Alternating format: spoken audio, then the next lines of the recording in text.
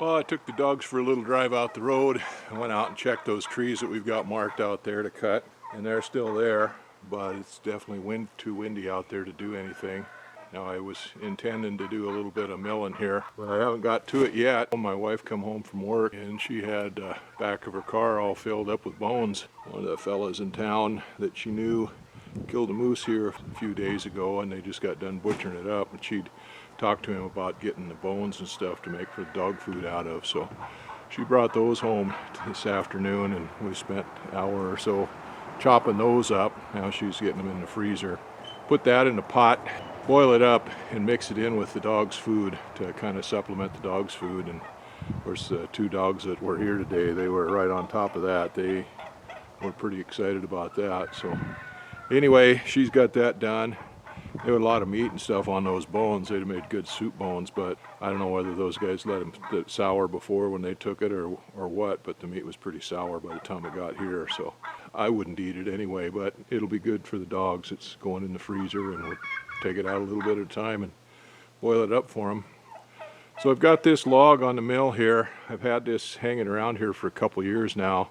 This was a spruce tree that was down over in a hole here on the other side of the property that I cut down a couple of years ago. The rest of the log was straight. I've already milled it up into lumber, but this one was crookeder than a dog's hind leg. Anyway, I cut it off on the bottom side of the top side of the crook, and the rest of the tree was straight, but I've had this one sitting around. And it's not good for lumber, but I thought it might be interesting. I'm going to make some slabs out of it and see what we can do with those. But it's been sitting out in the weather, so I need to get that thing milled up and stacked up someplace and put away. So what I'm going to do is take a slab off the top of it and roll it over 180 degrees, probably take 2-inch slabs off it or something like that, and then we'll see, and make an interesting bench or something like that. I don't know. We'll see what it'll do.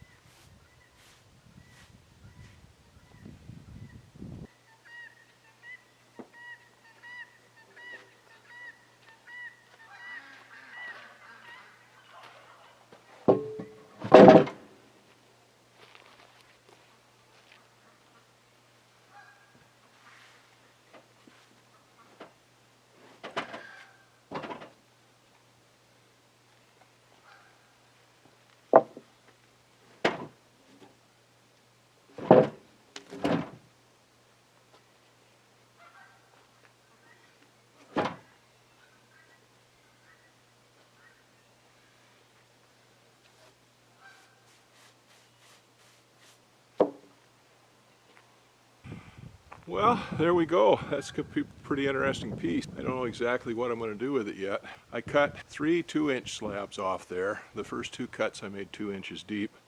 And then when I got down to the heart, I cut that one 3 inches.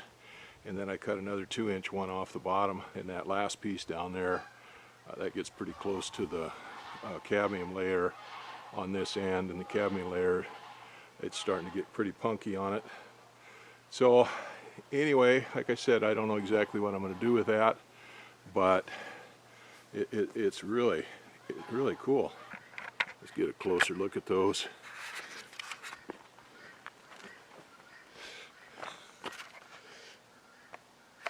So this stuff is basically just waste. It would have been scrap wood left in the woods in any commercial operation or anything, or run through a chipper or something, but you got a little pattern here just from the chatter in the saw blade. It's changing direction in that cut. Those new blades, they get a lot of chatter in them for some reason. But anyway, that's it. Got a little pitch pocket there, or a little pocket inclusion there. I guess an old knot, probably. Hey Zen, what do you think? Huh? What do you think, Zen? Oh. Anyway, the grain follows the curve around there. Well, I think that's pretty cool. I'm glad I saved that piece for that. I don't know what I'm going to do with it. If I wanted to use it live edge like that, I have to take something and clean that cadmium layer up, because like I said, that's getting a little punky on there in places on it. But that saved that log. Now I can stack it up someplace where it can get dried out and not go to hell. So I'm tickled with that. That could make, well, it could make one of those, I think they call them lovers benches or lovers sofas, where you have one seat on one side and the other on the other side. People can sit together but not be together. I don't know. I don't have a purpose for it. It could make an interesting table. Even if we jointed those edges down and glued them up together, that would make a pretty cool table, bench or something. So like I said, that tree grew down in kind of a hole over a bank. The road was on the downhill side of it. Bunch of thick trees on that side of it. So that tree grew up along the bank and then turned away from those other trees to get sunshine, and then grew up, and that's what made it have that sweep like that. So I'll go stack that someplace and get it out of the weather and try to get it stabilized so that it doesn't rot any more than it already has.